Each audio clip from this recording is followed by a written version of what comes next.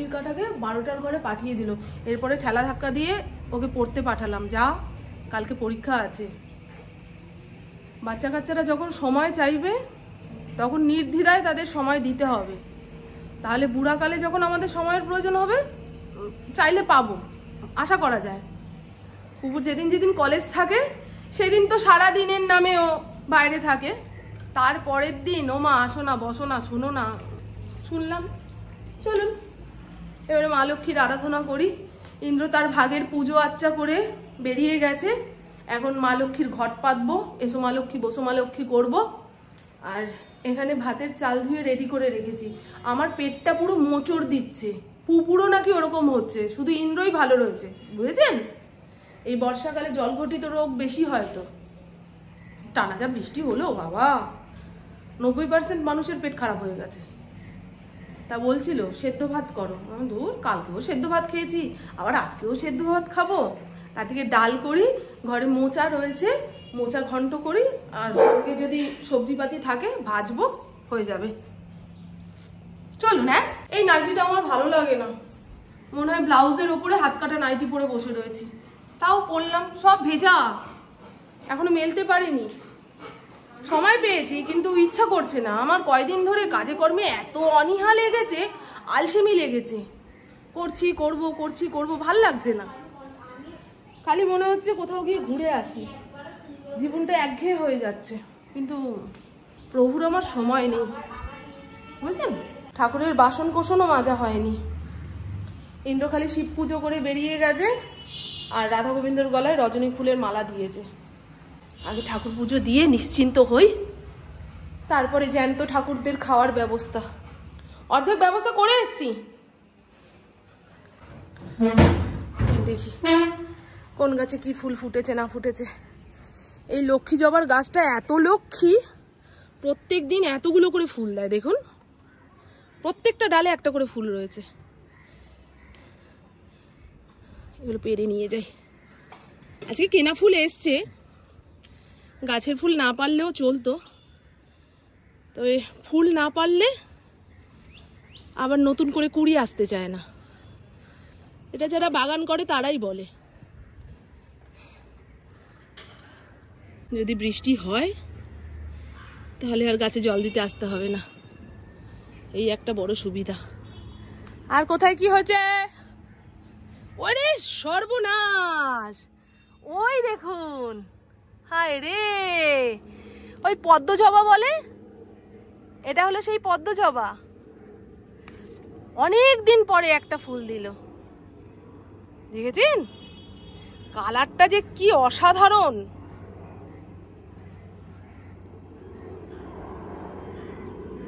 পা পুড়ে যাচ্ছে ফড়িং, এক ডাকে নিচে নেমে যাবি আমার সঙ্গে। চলুন, হয়েছে?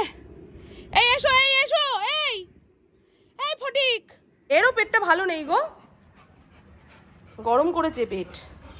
ভাবলাম দই দিয়ে ভাত দেবো ফড়িংকে, ও খেতে চায় না দই ভাত, ওকে খালি চিকেন দাও।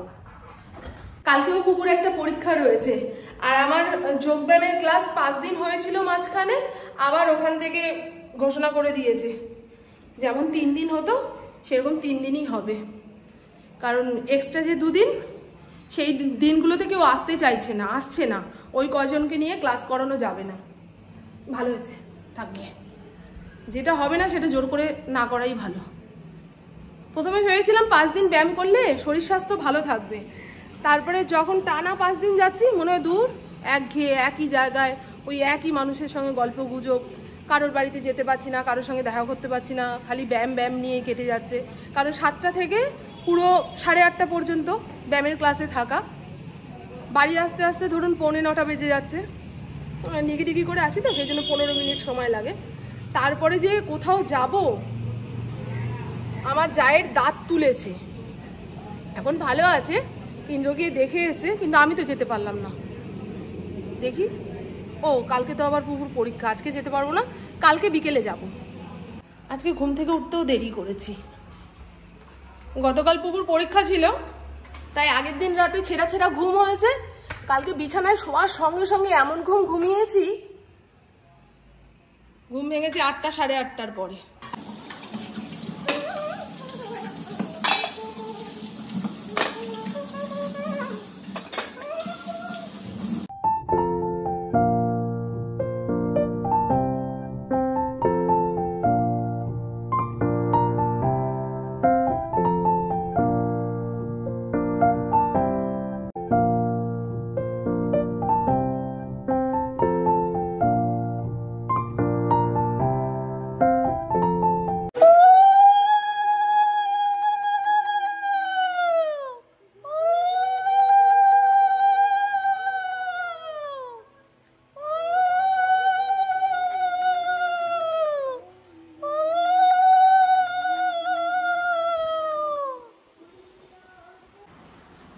বাটিতে করে ডাল সেদ্ধ দিয়েছি।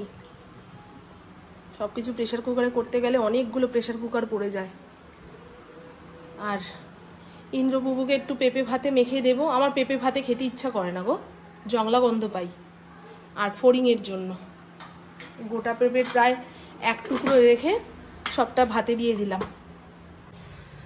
মোচা ছাড়ানোই আছে, এই দেখুন, দেখেছেন? এই এয়ারটাইট ব্যাগে রেখেছি বলে অনেক দিন যাবৎ ভালো থাকলো, বাইরে থাকলে কালো হয়ে যায়। এটা জিরি করে কুচাবো। আজকে মাথা পাগলা করা রোদ উঠেছে, ওয়াশিং মেশিনে জামা কাপড় রয়েছে, সেগুলো বের করে স্ট্যান্ডে মেলে এইখানটায় দেব। ওপর থেকে স্ট্যান্ড নামাতে হবে। পুপুর কলেজের 2টো সাদা জামা ইন্দ্র কেচে মেলে দিয়েছে। পুপু কাচলে না পরিষ্কার হয় না গো, আর ইন্দ্র বেশ ঘষে ঘষে ঘষে ঘষে আছাড় মেরে মেরে পরিষ্কার করেছে। হ্যাঁ,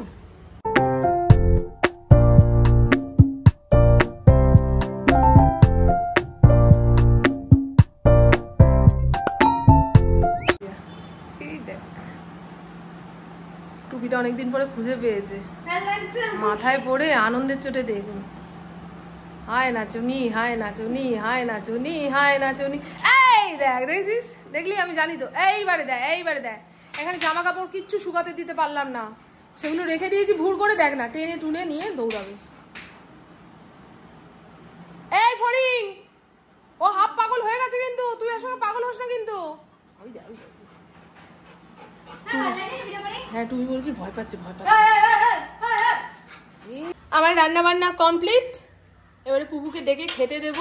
মোচা ঘন্ট নামানোর আগে ঘি গরম মশলা দিইনি, একদম অল্প তেল মশলা দিয়ে মোচা ঘন্ট রান্না করেছি। বললাম পেটের অবস্থা কারোরই ভালো নেই। পেঁপে সেদ্ধ, কাঁচা তেল, কাঁচা লঙ্কা, লবণ দিয়ে মেখে রাখলাম। এখন মাঝে মধ্যে পেঁপে সেদ্ধ খেতে হবে। আমার খেতে ভালো লাগে না, তবুও খেতে হবে। আর এই হলো টমেটো ধনে পাতা দিয়ে পাতলা করে মসুর ডাল। খাওয়া দাওয়ার পরে পুপুর সামনেই বসবো। আজকে আর ক্যামেরা ধরা হবে না, কালকে পুপু পরীক্ষা দিতে বেরিয়ে যাবে, তারপরে আবার আড্ডা শুরু করব। এবারে বলবেন তোমার মেয়েরই কি একা পরীক্ষা চলছে যে সারাক্ষণ ওর সামনে বসে শুয়ে থাকতে হবে? কি বলেন তো, পরীক্ষার রুটিন যবে থেকে দিয়ে দিয়েছে তবে থেকে কলেজ যাওয়া বন্ধ, 2 সপ্তাহ আগে থেকে টিউশন যাওয়া বন্ধ, বন্ধুদের সঙ্গে দেখা হচ্ছে না, রাস্তাঘাটে বেরোতে পারছে না। আর দেখবেন যারা বাড়ির বাইরে বেশিক্ষণ সময় কাটায় তাদের বাড়িতে একঘেয়ে বসিয়ে রাখলে কিন্তু মন খারাপ হয়ে যায়। আমরা যারা ঘরে রান্না বান্না করি তাদের 7 দিন রান্নাঘরে যেতে না দিলে কেমন হবে? মন খারাপ হয়ে যাবে না? সেজন্য এই বাড়ির মধ্যে আমি ছাড়া তো পুপুর সঙ্গে গল্প করার কেউ নেই, কিংবা মুখ দেখাদেখি করারও কেউ নেই। ওর সামনে বসবো। আমার মেঘলা করে আসলো, সেরকম একটা গরম ছেড়েছে। 5 মিনিট বসে নিই, তারপরে পুপুকে বলি চ খাবো, খিদা পেয়েছে। জামাকাপড় তুলে নি, হ্যাঁ, আর শুকাবে না, বেকার টেনশন হবে। ভাতের থালা সামনে নিয়ে বসার পরে যদি বৃষ্টি আসে, এই তোলরে ওই তোলরে, খাওয়ার স্বাদ নষ্ট হয়ে যায়।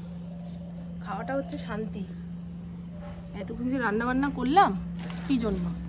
খাওয়াটা যাতে শান্তি করে খেতে পারি। আমার তো তাই ভাই, একটু টিভি দেখতে দেখতে খাবো।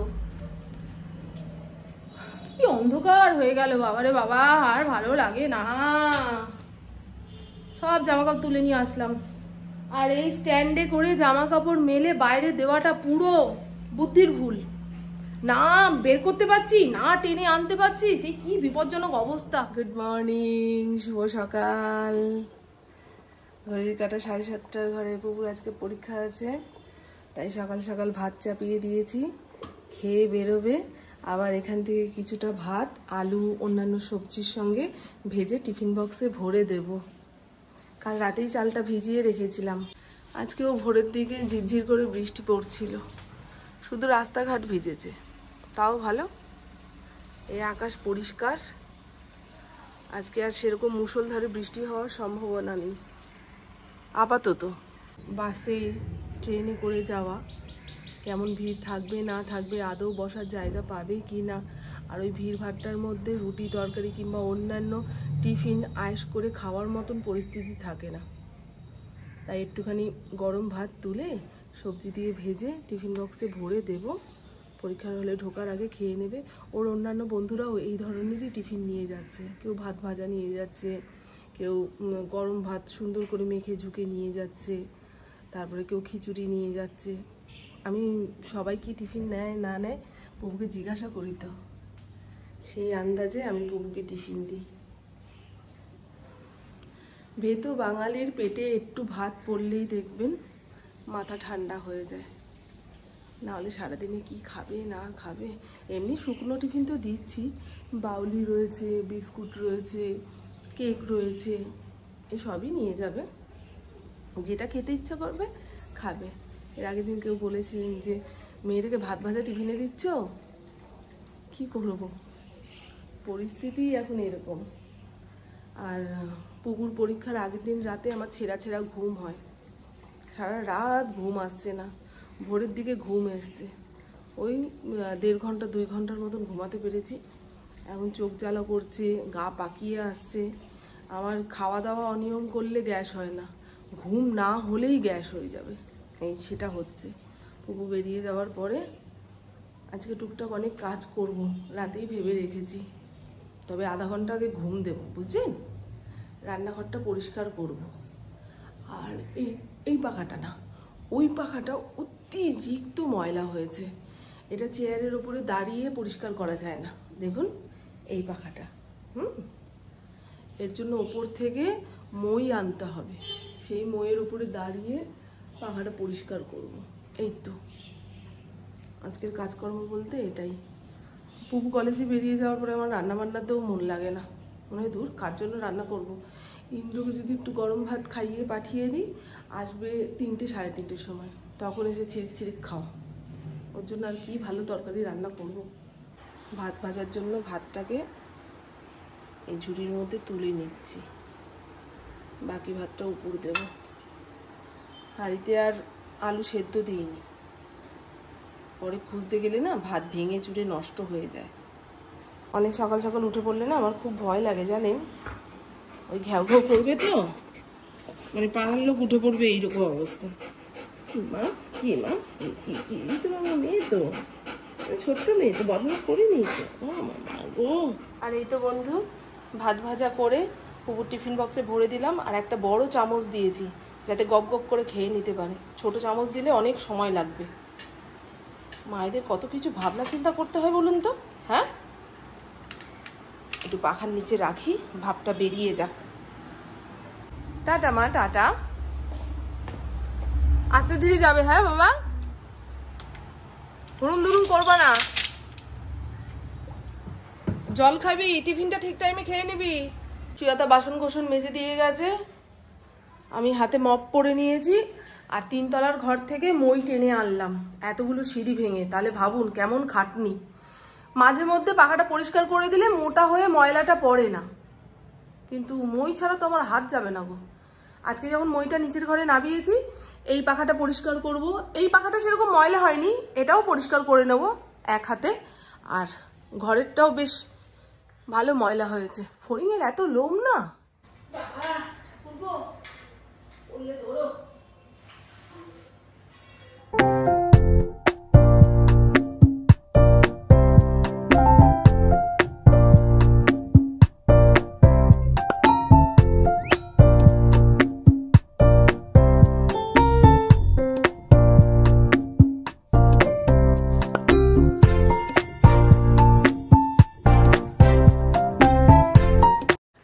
আজকে রান্নাঘরের দেওয়ালটা খালি পরিষ্কার করব। এই দেওয়ালটা পরিষ্কার থাকলে পরের দিন রান্না চাপিয়ে ক্যাবিনেটগুলো পরিষ্কার করব, বুঝেছেন? একদিনে সব করতে গেলে হাঁপিয়ে যাব।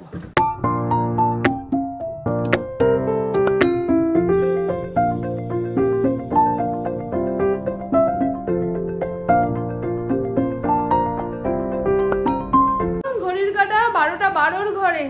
ইন্দ্র একেবারে ভাত খেয়ে বেরোবে, দুপুরে কখন আসবে না আসবে তার কোনো ঠিক নেই, যাক নিশ্চিন্ত আমি। আর পুপু কাল রাতেই বলে গেছে, মা অনেকদিন যাবত চিকেন খাইনি, আজকে রাতে একটু চিকেন রান্না করে রেখো তো, আমি কলেজ থেকে ফিরে গরম গরম চিকেনের ঝোল দিয়ে ভাত খাবো। আমি ঠিক আছে, ওই জন্য আর দুপুরে কিছু রান্না করবো না। প্রভু তো খেয়ে বেরিয়েই যাচ্ছে, এই যে অল্প করেই ভাত দিচ্ছি। তো চলুন বন্ধু, আর আপনাদের তো দেখানোই হলো না, এই যে রান্নাঘরের দেওয়াল ঝেড়ে মুছে চকচকে ঝকঝকে করে নিয়েছি। মাইক্রো ওভেনটাও ভেতর দিয়ে বাইরে দিয়ে পরিষ্কার পরিচ্ছন্ন করেছি। বাবা একদিনে সব পারি না গো, যে পারে পারে, আমার শরীরে না একটানা অনেক কাজ সহ্য হয় না, বিরক্ত হয়ে যায়। তো আমার বউবক আজকের মতন এইটুকুই। আপনারা সবাই খুব খুব খুব ভালো থাকবেন, নিজের শরীরে খেয়াল রাখবেন, সুস্থ থাকবেন, আর অল টাইম স্মাইল করতে হবে। টাটা, খুব ভালো থাকবেন। এখনো আমার পেটে কিচ্ছু পড়েনি, শুধু থাইরয়েডের ওষুধ খেয়েছি আর 1 মগ জল খেয়েছি। ইন্দ্র বেরিয়ে যাওয়ার পরে রচা বানিয়ে খাবো। ওই কাকার থেকে একখানা বেকারি বিস্কুট নিয়েছি। আমার প্রভু এরকম সেদ্ধ সেদ্ধ খাবার খেতেই বেশি পছন্দ করে।